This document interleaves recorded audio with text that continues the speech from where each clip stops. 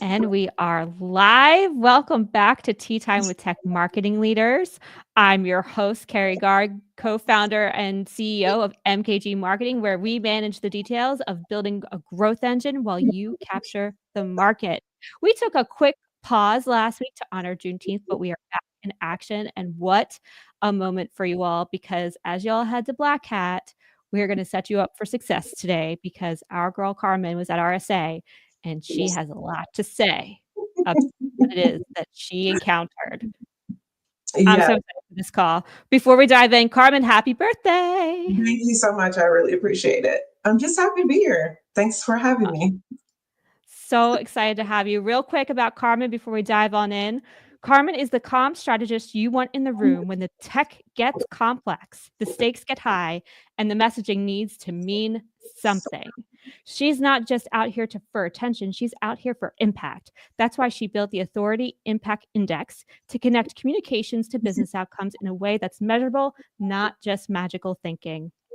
And the timing of today's conversation, like I mentioned, couldn't be better. With RSA still fresh and Black Hat around the corner, Carmen's here to unpack what actually worked, what didn't, and how founders can think differently about ROI, not just return on impressions. Nice. Today, we're talking booth budgets, pipeline myths, and the messaging moves that separate vanity from value, whether you're a founder gearing up for the first big show or a CMO trying to tie brand to bottom line. This one's for you.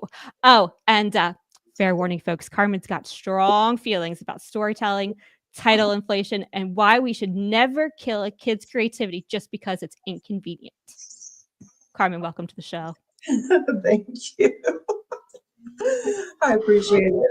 Oh, I'm so excited. Oh, and Bronwyn's here. Hi, Bronwyn. Yes, let's get into it. Before we do, we're going to play a quick game.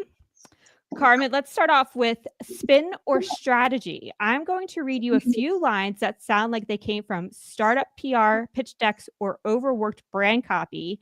And you're going to tell us whether it's actual strategic messaging or just spin with a nice font. And when we're done, we'll get you to sum it all up for us. You ready? Okay, let's go. Let's go. Here's the first one. We're redefining what it means to be secure in the digital age. Probably a little bit of both. I think they probably think it's strategic, but it's probably more heavier spin than strategy. First impressions. I'd say 60% spin. 60% spin. All right. Mm-hmm. Trust is our most important product. Oh. Depending on what they're also communicating about trust, I'd say strategy. Our mission is to make cybersecurity as intuitive as your smartphone. Oh, I think they chose like spin language, but I bet they think it's also strategic. We're not just protecting data, we're protecting dreams. Which one? What'd you say? Sorry, we're not just protecting data, we're protecting dreams. Oh, I thought that's what you said. Oh, definitely spin. Our AI-powered platform delivers scalable resilience for modern threats. Much. Like you can't even get it out. It's definitely spin. The team that brought you seamless onboarding now brings you seamless security. Since I guess they were already going with the whole seamless thing, I guess it's probably strategy.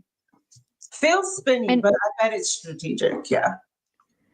In a world full of noise, we help brands be heard. Oh, definitely strategy. We've created the first ever proactive trust layer for the cloud. Oh, that sounds familiar. I'm definitely going to say spin. That first ever is a bridge too far. We don't just tell stories, we create narrative equity. Ooh, narrative equity. I love whatever communications team came up with that.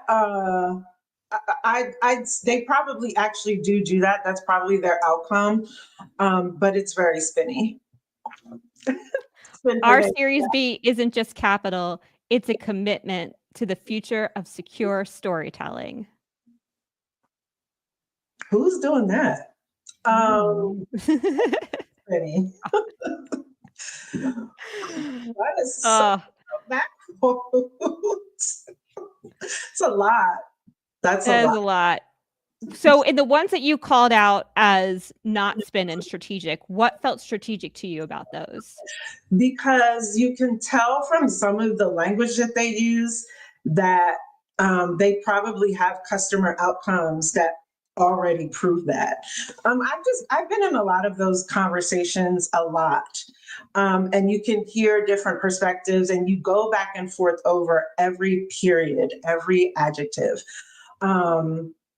In so many different ways, I can probably understand the rabbit holes of conversations that led to the strategy. And if you're working with, a comms leader or marketing leader, usually we do have seats at the table in these conversations. I think that those probably were really strategic. You can only probably prove that if you could see that reflected in the strategic plans that you put together across the board. So, but I think those probably were. I would say so. Yeah, got to back it up. Awesome. Yeah. Well, thank you for indulging me. I appreciate you. Let's get into let's get into it. You went to RSA. I did. And do we want to take the lid off of this?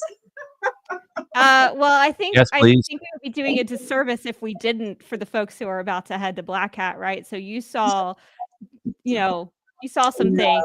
What did you see at RSA that made you think this was money well spent, and what felt like a total waste?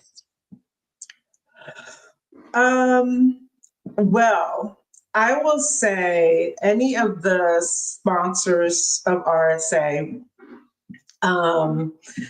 who had speaking slots or that took advantage of their kind of customer communities to do kind of side events. From the ones I attended and the kind of conversations I had with people while I was there, those seemed to get a lot of attention. A lot of rooms were standing room only, even early in the week. So I think that if building your brand is anchored around your messaging and kind of talking to and educating an audience, and if you had a full room or even a 75% full room, you got your money's worth. I know there was a lot of good conversations. And for brands that are kind of unheralded, meaning you're not a FANG, you're not Microsoft, you're not CrowdStrike, you know who you're not, right? Mm-hmm. If you're not any of those guys, which most of companies I've worked for are not, you should sponsor. Try to sponsor if that is where you're going to get most of your leads from and you want to build a brand around. I would say that was the exception at RSA. At least that's what I walked away with. I have never rolled my eyes harder at an RSA. And I, if you know me, anybody who's known me for 5 minutes knows, like, I will roll my eyes like in 5 seconds over something. I was really stunned at the amount of hyperbole. And coming from a person who has a very high tolerance for shenanigans, I mean, my tolerance for shenanigans is like to the heavens. Okay. It takes a lot for me to be like, what? I mean, a lot. Most people will be all in knots over stuff, and I just be like, whatever. If I'm in knots, you're doing too much. Yeah. What does that mean? Ooh. Yeah, can you paint us a picture? Ooh. What does too much look like? So I feel like this year there was a lot more people in the streets, meaning in front of Moscone Center and on Howard and on all the streets around, at the Buena Vista Gardens, all of that, all around Moscone with the street teams dressed up, a lot of wrapped vans, a lot of more wrapped vehicles, a lot more people trying to stick cards in your face, a lot more activation spaces outside of Moscone. There were several people doing games and tricks and things outside of Moscone, almost on every corner. Between the Waymos at every corner, like holding up traffic, and these people in the streets, it was just a lot. And this is from me, and I don't mind. So it's out of home stuff. It's not even inside with the booths. It's This like is even before you can get to the guy giving out the lollipops. You know, there's always these guys on the street saying, "Hey, you want a lollipop?" Because you're dry, you're thirsty. Hand you a lollipop. I always take a lollipop because I love a peach lollipop. So I always do that before I go in. But those guys are always out there every year. This year, it was so much more, a lot more people on the streets just trying to, hey, come to my booth. They would give you, come over here and have a conversation with me. No, I'm not interested. Okay, well, here, take a card, come to my booth. Okay, that's fine. To me, it's a waste of paper, a waste of money. It's just a waste. Especially if no one has ever heard of your brand before. If you haven't, I don't know. I wouldn't throw all my eggs into RSA if you have not had a consistent kind of messaging campaign leading up to it. It feels really random that all of a sudden all these brands took to the streets. Is that unusual? I thought it was unusual this year. I mean, you always see a couple of wrapped vehicles. You might see one, kind of wrapped food truck or something parked at a location. There was one, I wish I could remember which company that was, but they were on the corner every day. And they were doing cappuccinos, just giving them away. And I liked their approach because they weren't out there like, hey, do you want some coffee? Hey. It was just kind of there. People were like, oh, good morning, get a little coffee and keep it moving. It wasn't a heavy, like, remember my brand, come to my booth. It wasn't like, let's stay here and have a fake conversation. It wasn't any of that. But yeah, do I dare call it desperate? It sounds like it just felt desperate. It did. I feel sorry for these people because a lot of, people have been laid off of jobs, and then to come to RSA and see this disgusting display of pomp and circumstance, I was just like, are you kidding me?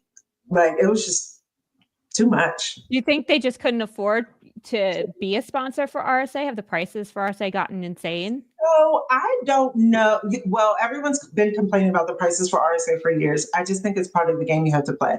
But I think maybe some people said, I'm just going to toss, 80% of my marketing budget into RSA. And that can be a strategy. But if you're not doing the piece what I do, the comms piece, to supplement that along the way, I don't know that you're getting the ROI that you think. And actually, you're not getting the ROI that you think. If a founder's goal is real ROI, not just noise, what's the first step in building a story that actually converts when you're going to a big event like this?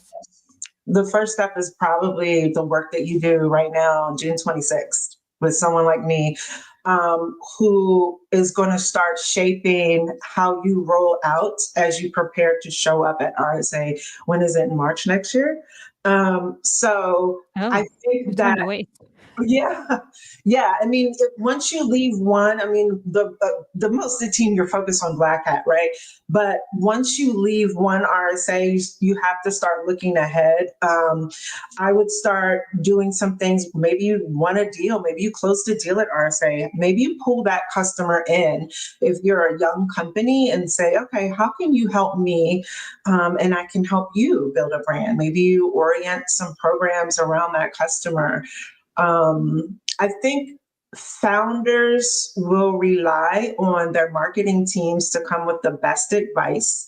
But the thing about founders is that they get really excited. And when they see other companies with more swag, more this, more that, and they haven't really invested in the brand building and the communications piece, there's a disconnect. And I don't know that they know that. And I feel like people like myself and other marketing leaders need to kind of always keep that in mind, because there is an expectation that founders have. They may not communicate it, but young company founders, they always have an expectation of how they're going to show up at a show like RSA. And you have to give the feels. You always have to make sure the founder and the leadership team feels good. But they have to start working on that now or next month. It's expectations, right? So it's managing the expectations always. Yeah.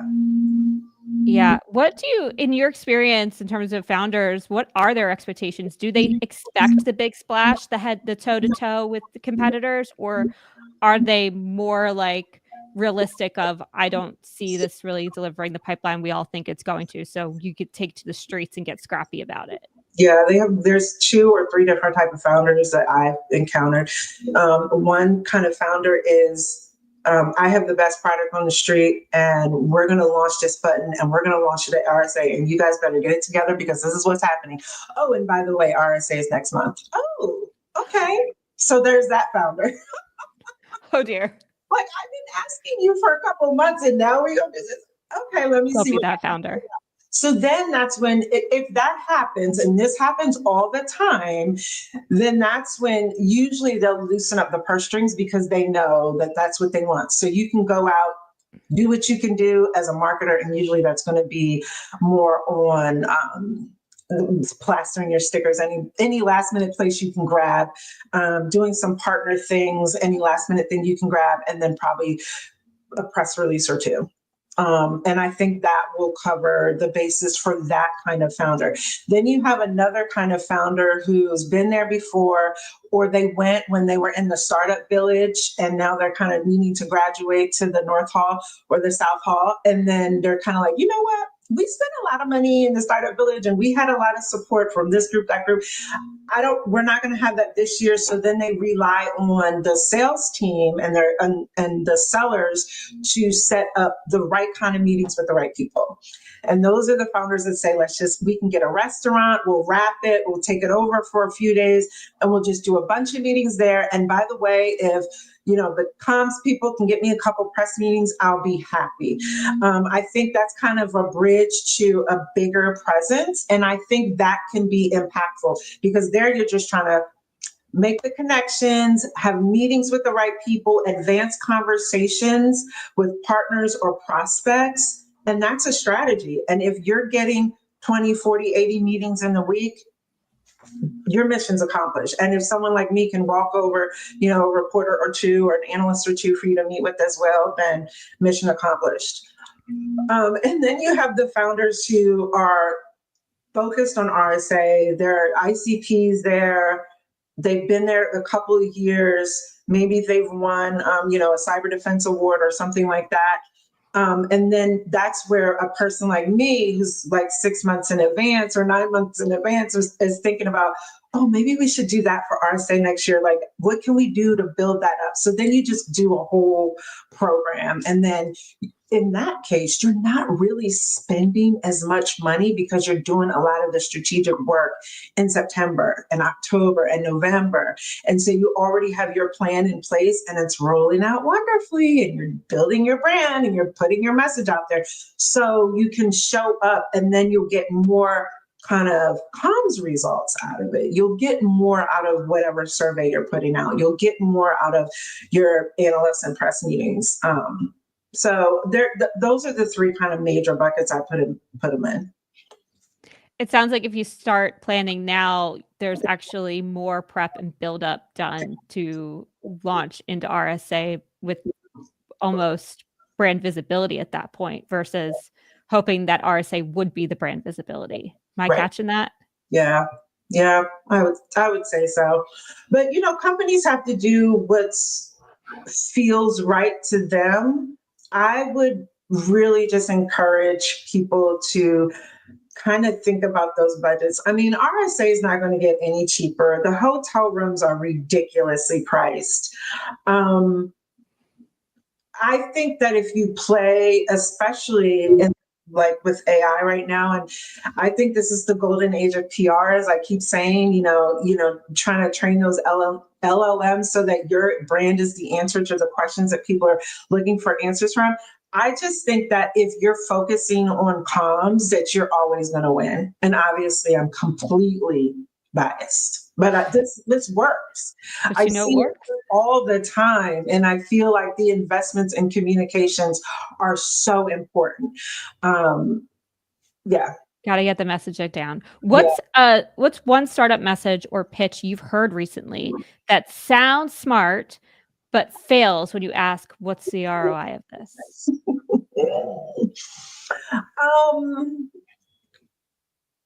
When you say pitch, what exactly do you mean pitch? Or a tagline, or like what's something you heard, or a LinkedIn post? What's something you heard recently and you were like, that sounds good, but I can't imagine it's delivering? Yeah, there's a couple of things that I've heard lately, and I'm kind of like, didn't we solve this problem like 8 years ago?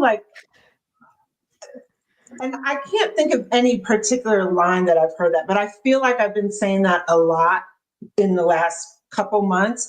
And I will tell you the feeling that I get when I'm saying, oh, I thought this company already went to market and sold on that already. I think a lot of times the comms, or it's really not the comms, it's more the marketing is out ahead of actual work. Like there's a lot of this agentic AI, agentic, like building a bot, building an agent. This is not like a co-pilot. It's like an actual worker bee that's doing things agentically. I think that no one is actually working with an agentic, whatever it's called, model. I don't know. No one's for real doing that, right? You might be using ChatGPT and have it trained or whatever, I guess. I don't use ChatGPT, but somebody might be using that. To me, the marketing is way ahead of where customers are actually looking for to solve that problem right now. I think that 2 years from now, having agentic AI in your stack is probably going to be important for productivity and whatever type of security you're delivering to your customers. But, people have been talking about it since like last fall. They talked about it heavy at RSA this year. I don't think it's a real thing. I don't. Elon Musk and self-driving cars. No, there's probably some companies out there that are trialing it and trying to figure out how it's going to work with the other 50 tools they have in their security operations center at this point. But it's just like, as a communications person, I can see why reporters are done with AI. They're so sick of the topic. Like I had an editor tell me, I'm so overwhelmed with AI, enough with the AI. So I think, sometimes the marketing gets ahead. And as a communicator, I'm like, oh, I thought did we fix this a couple years ago? Or why haven't we fixed this already? And it's because it's not fixed. It's not fixed. The marketing is ahead of the product capability. That's fascinating. Yeah. I would agree. I hear that people are trying the agentic thing, but I don't see a lot of it. I think there are some people who are ahead of the curve where they've done a good job of wiring systems up together based off of rules that help accelerate things, but that's a workflow versus agentic. And I do think workflows are here, that is a real thing that can solve problems. But I agree with you that the agentic cannot work as well as workflows yet. Yeah. Yep. And then, there's all the challenges of training them. Like, how do you train them? How do you keep the data that you're training on? I mean, I can only imagine what these developers are learning and finding out. I can't wait to hear about it, but I don't think we're there yet. We're all going to be seeing it now. It's going to be like when you buy that car and you hadn't seen that car anywhere, and now all of a sudden you see that car everywhere. Right. It's exactly what's going to happen. Right. It's going to be great. How do you help early stage companies avoid messaging that wins vanity points and focus them on what drives results? Oh, this is a good question. I think this is really going to rely on the person, because you have to educate a little bit in a situation like that. Look, I am a big fan of founders. I prefer to work for like founder-led companies. And I will tell you why. Because I'm always in awe of the brilliance that they've sat in a room and they're like, oh my God, I got to fix this problem. And then they go fix it and they build the thing. I can't build the thing, but I'm just like, oh my God, this is totally interesting, totally cool. So I always like to pick into that brain. The thing about that is they know that world and I know my world, right? So how do you sit down and approach, hey, what was the original problem you wanted to solve?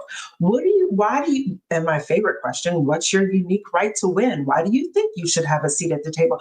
And those rabbit holes you can go down, if you're asking smart questions to kind of dig into their original why, I think that they will listen to you and trust you. I think that's all it is. Because at the end of the day, you're going to have to do what that founder wants you to do. You will. Why do founders, this happens all the time. Why do founders lose sight of their original why? Because they get caught up in the customer requirements. They get caught up in what, the investors and prospects, and they just talking to people, and they're like, oh my God, yeah. And so I'm like, why did you originally come up with this? Like, I always ask for like, can I see your original investor deck? Can you walk me through it? Because I always hear things that they might have forgotten that might be interesting, that might be able to quickly fill a gap in the industry discourse. And that's what I'm looking for. And they usually have it, they just don't know. So you have to be able to pull it out. I don't usually get in, shouting matches or anything with founders. They know what they're doing. They have I call them the big brains. They got more brain power than I do. But a lot of times, if you can kind of build that trust to kind of figure out why we're here today in the first place and go down that rabbit hole with them a little bit, they will share the insights with you and you will always hear it. You'll hear it and you'll be able to do something with it. Why is that more impactful than following the investors and what other people think?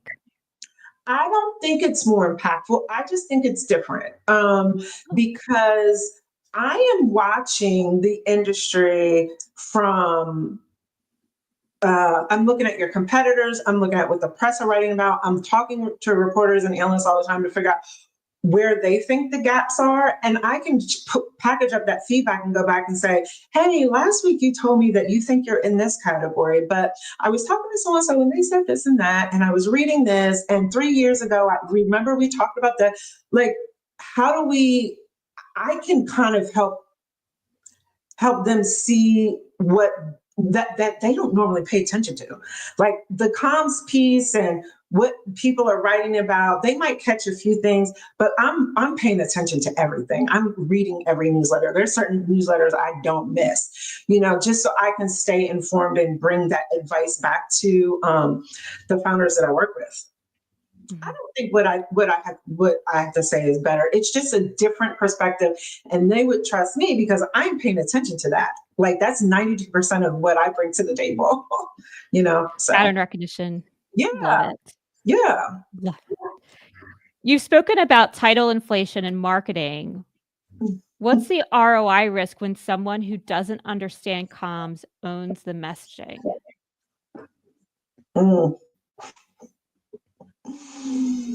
Oh, okay. I was going to say something, but I'm just going to skip over that.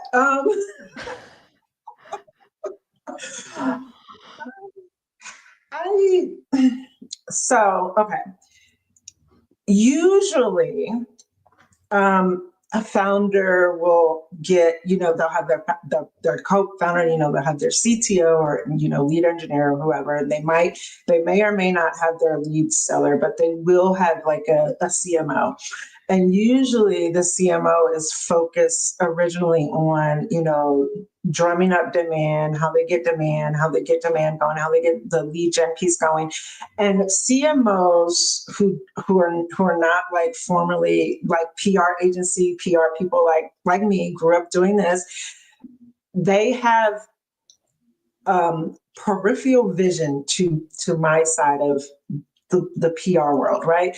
They kind of know a little bit to be dangerous. They can talk the talk, but from strategy to execution is something different. There's nothing wrong with that. I think that as if a CMO or marketing leader is putting together messaging, that, you know, they should definitely own that. When you bring someone in like me, I'm going to say, oh, this messaging is good. It'll fit here. We should do that with this. And this is how we execute the strategy to support that.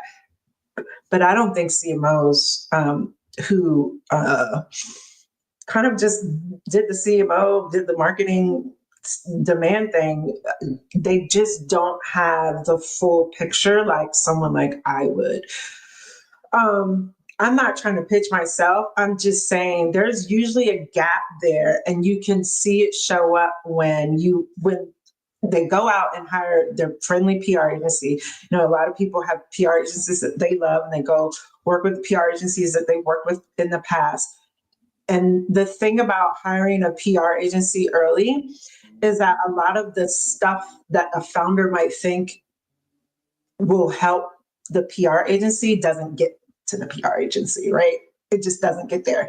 There's usually something lost in translation, or we don't get it fast enough, or we're just not answering the right questions, not talking to the right person. And I think that there's always a gap there, unfortunately. And they'll see it when they go to their first RSA and no one's paying them any mind, or they don't get the meetings that they think they should have gotten, or they say, oh, my PR agency only got me 2 meetings.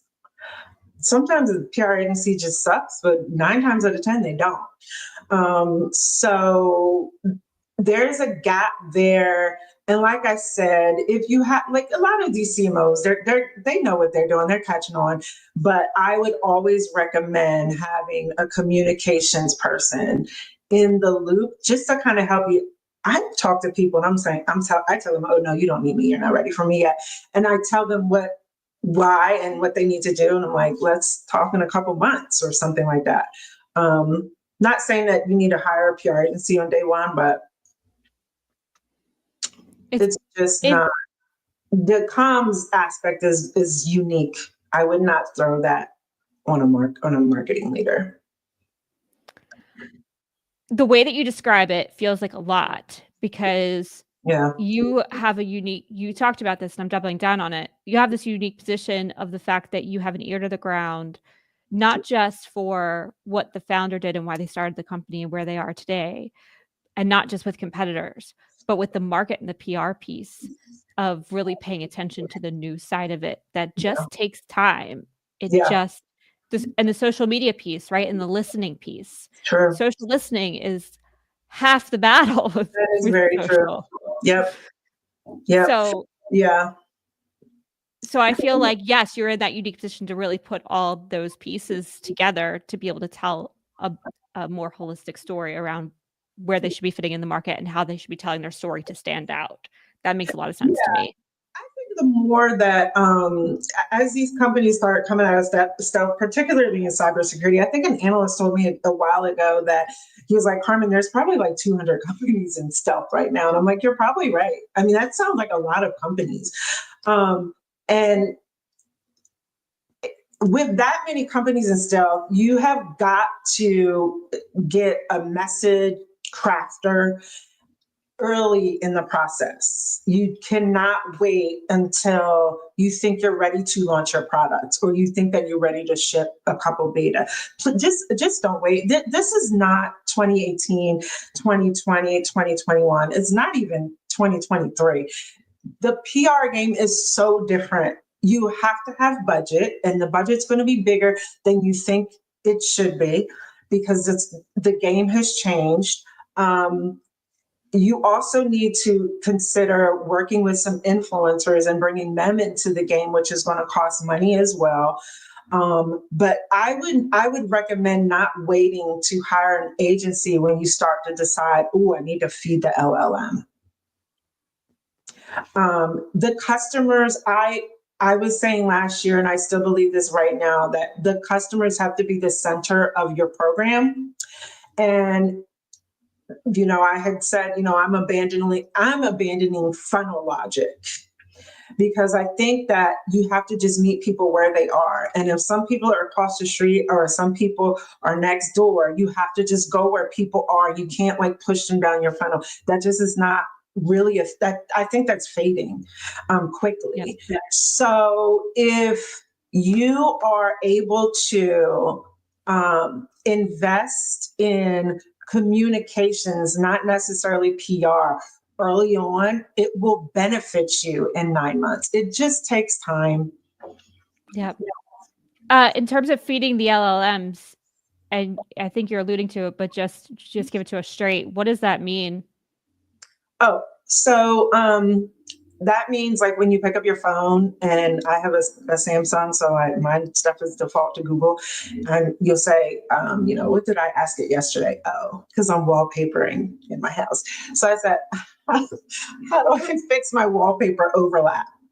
And it just takes me to a page, and those AI answers that you get are feeding the LLM. I bet if someone asks theirs, how do I make a perfect egg? It'll get you to Gordon Ramsay or whoever has like that moment in a video that says, hey, this is how you make a perfect egg. So you want to be the answer to the question. If you're not the first, second, or third answer, you want to be one of the answers. I do scroll down the page looking for answers, but you want to be that answer. I asked the LLMs that I have access to, the paid ones that I have access to, a question about threat research that was released at Black Hat over the last 2 years, and it pulled up a bunch of different brands you're familiar with, some that I know released research that were not there.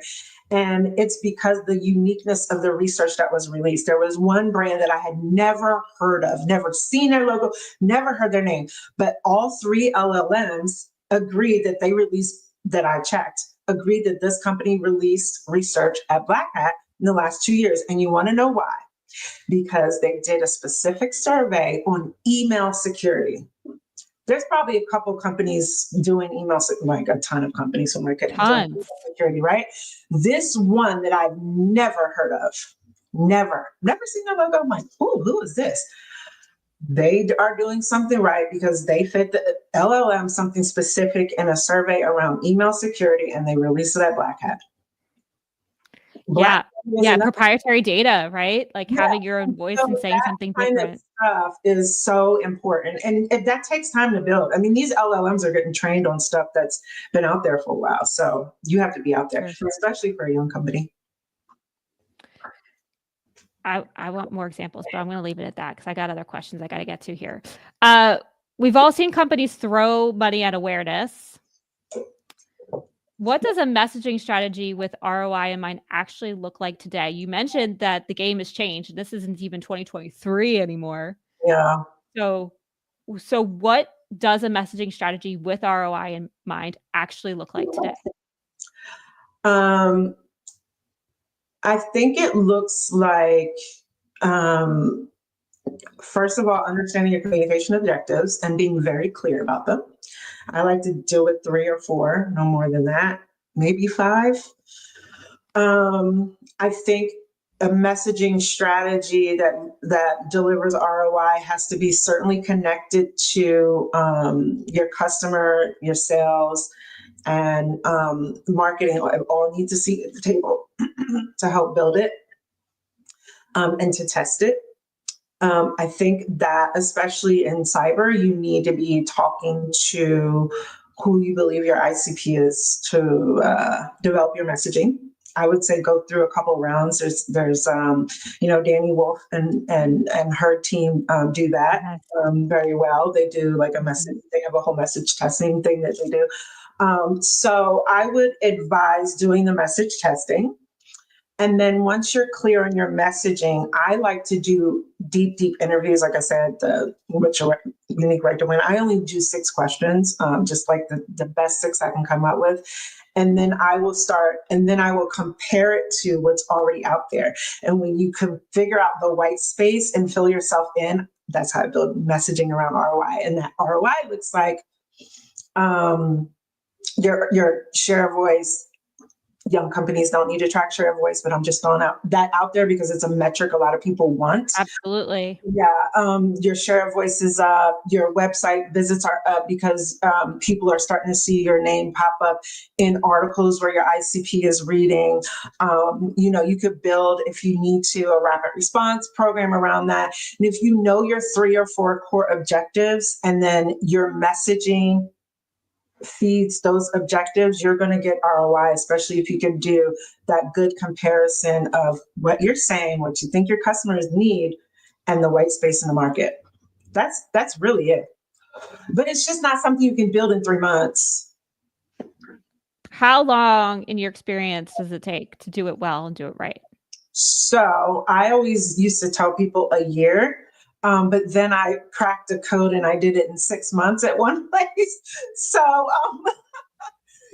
I think I figured out something else. So yeah, I think you could probably do it in 6 months. I just would not. Don't wait until December to start talking about this. Actually, a lot of sales leaders at some of the mid-size or bigger companies, they'll start working on their messaging for their sales kickoff meetings early, and that messaging should also align with the messaging they're taking to market. So.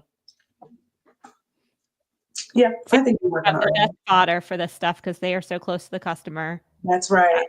That's right. Those customer success people, the sales teams, they know. It's one reason why I miss working in the office because I used to get all my best stuff from the sales guys. They'd be like, Carmen, I'm like, oh my God, I never would have known that. And then you use it and it works. Yes. Yeah. The best stories, just the best stories. But the salespeople always know. And sometimes you can only ear hustle while you're getting a coffee in the office. It's true.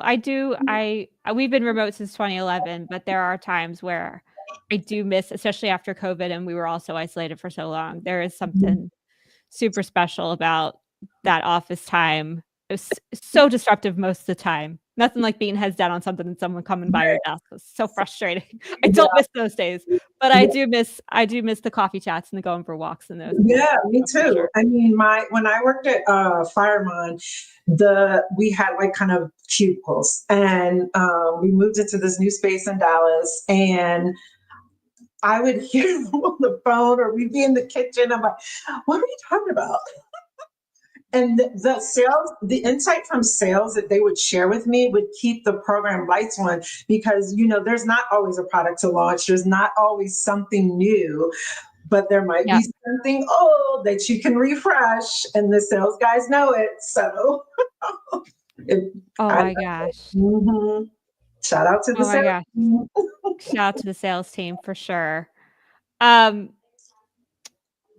question for you. We talked about this a little bit in terms of AI. How are the best comms teams using AI to improve ROI, not just automate noise? That is such a good question. And I will take this time to say, please stop using ChatGPT to write quotes for your press releases and to share with reporters. I'm not going to say everyone can tell it's ChatGPT because I think you've heard enough of that, but just let's abandon that practice before it becomes like really bad. Okay. I use Claude is my main partner, and I call him my intern. Look at me talking about him like he's real.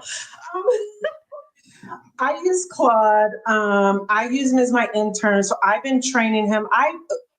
Since I've been on my own, I've been just trialing a lot of different AI tools to see kind of how I can improve to just be more productive, faster, usually just faster, get more done in the day. And I use Claude for helping me to walk through and sort out my ideas. I have a strategic approach that I use, and I have different approaches that I apply in different situations that I already know work. And I use Claude to help refine them. I do not use Claude to do quotes or anything like that. I mean, I've been doing this a long time. I can write a quote. But I think that training a tool like Claude on just feeding it the insights that you have, any ideas that you have. It can get smarter on your voice and how you think and how you talk. So I use Claude's my intern. I call my intern. I love that. Boards, I'll stand up a template and put it in there, and I'll ask them to say, here's all this stuff, my emails, my stuff, my agendas, make a monthly report for me. It's never perfect. So it's just to help you get a little bit ahead. It's stuff you would probably give to a junior team member. So that's how I use Claude. I also use Leaps. Leaps is a really cool tool I was introduced to, I think, from LinkedIn a couple months ago. And Leaps is like a content insights tool. So I use this when I'm ready to interview my customers. You can tell it what you need, and it can make up questions for you. Of course, I'm old school. I make up my own questions. So, but it just kind of organizes insights, and I send it to my SMEs, and they can type in their answers or record their answers.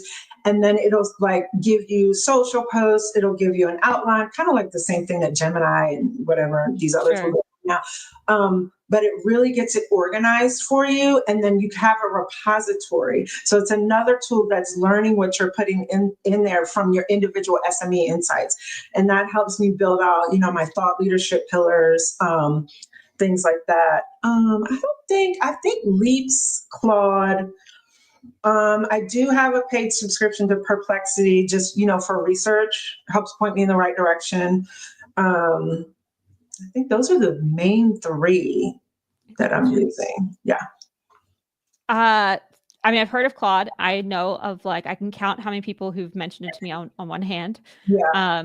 So good on you for, I've heard Claude is really great for big brain thinking. So pretty cool. That makes a lot of sense for why you're using it in that regard. I love that. And he's your intern. Does he have a name, or do you just call him Claude? Do you just use Claude?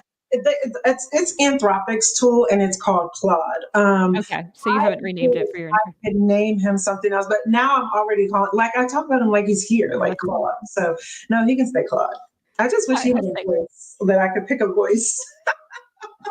Right, like they do with Alexa and things, where you can change the name and change Alexa's new voice. She's got a new voice. She just has a new voice. Yeah. So my son talks to her about Fortnite. I'm like, what is she talking about? She knows stuff. Apparently. Yeah.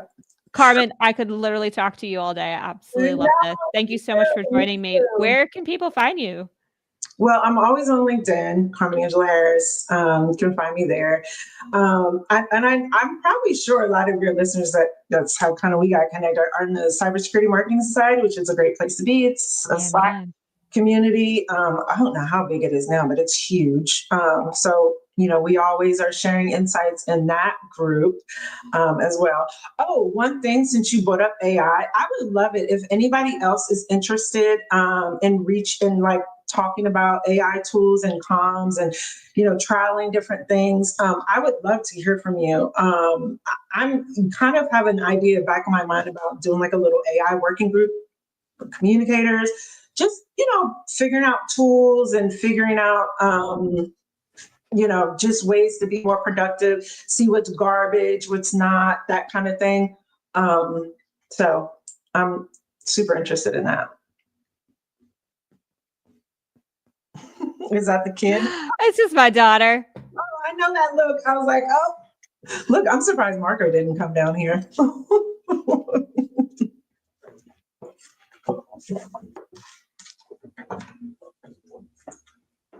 It's always awesome. I know. She's home from school, so of course it's all the things. It's all good. Marco didn't come down here. Swear to God. I'm surprised he did not. Next time. Yeah. Yeah, well, before he hears us talking about him, his ears start burning. Awesome. We'll connect with you on LinkedIn, and if you're in Cyber Marketing Con, hit up Carmen. I have a few people I'm going to send your way who are trying to figure out the exact same thing. So stay tuned on that, Carmen. I'll send them your way. I talked to recently, and he's doing the same thing. So I'd love to. Nice. Let's figure it out together and grow together. Yeah.